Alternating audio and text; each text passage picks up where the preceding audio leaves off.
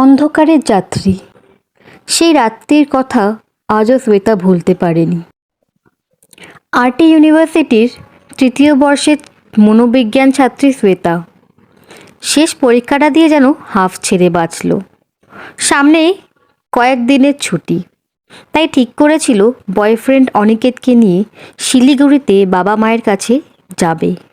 কিন্তু ভাগ্য যেন অন্য কিছু লিখে রেখেছিল।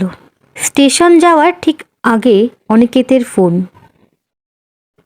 শ্বেতা, আমি খুব দুঃখিত, হঠাৎ বাড়িতে একটা সমস্যা আসায় আমি যেতে পারছি না।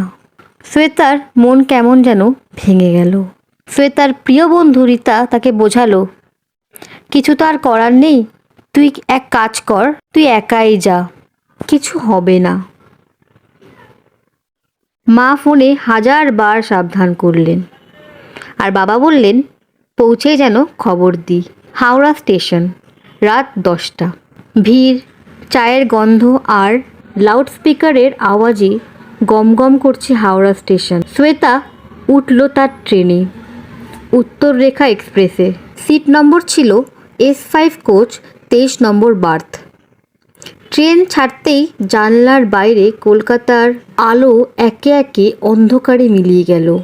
একজন চাওয়ালা এসে বলল, চা নেবেন দিদি? শ্বেতা মাথা নাড়ল না, কিন্তু হঠাৎ খেয়াল করলো লোকটার চোখ দুটো অদ্ভুত ফাঁকা, যেন কোনো অভিব্যক্তিই নেই। সে ব্যাপারটা ঝেড়ে ফেলল, এক কথায় ঝেড়ে ফেলার চেষ্টা করলো, কিন্তু চিন্তা তার মাথা ছাড়েনি তখনও। সে তাও চিন্তা করছিল যে ব্যাপারটা কি হলো। মালদা পেরিয়ে রাত প্রায় 2টো, কোচ প্রায় ফাঁকা হয়ে গেছে।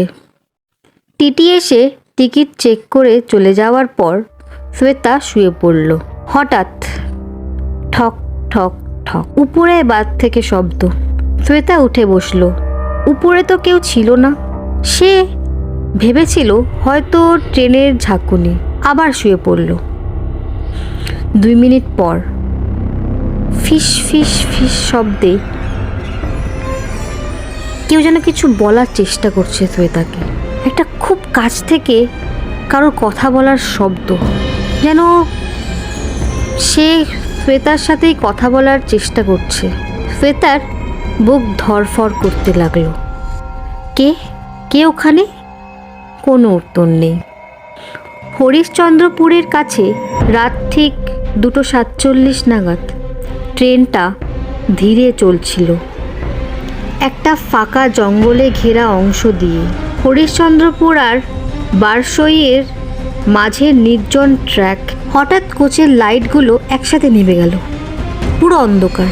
শ্বেতা ফোনের টর্চ জ্বালাতে দেখল তার সামনে সিটে কেউ বসে আছে। একটা মেয়ে, লম্বা চুল, মুখ ঢেকে রেখেছে, সাদা পুরনো ধরনের পোশাক। শ্বেতার গলা শুকিয়ে গেল।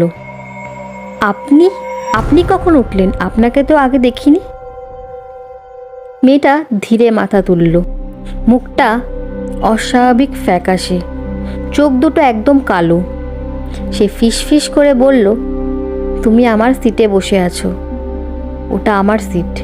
শ্বেতা কাপা গলায় বলল, এটা এটা তো আমার রিজার্ভেশন।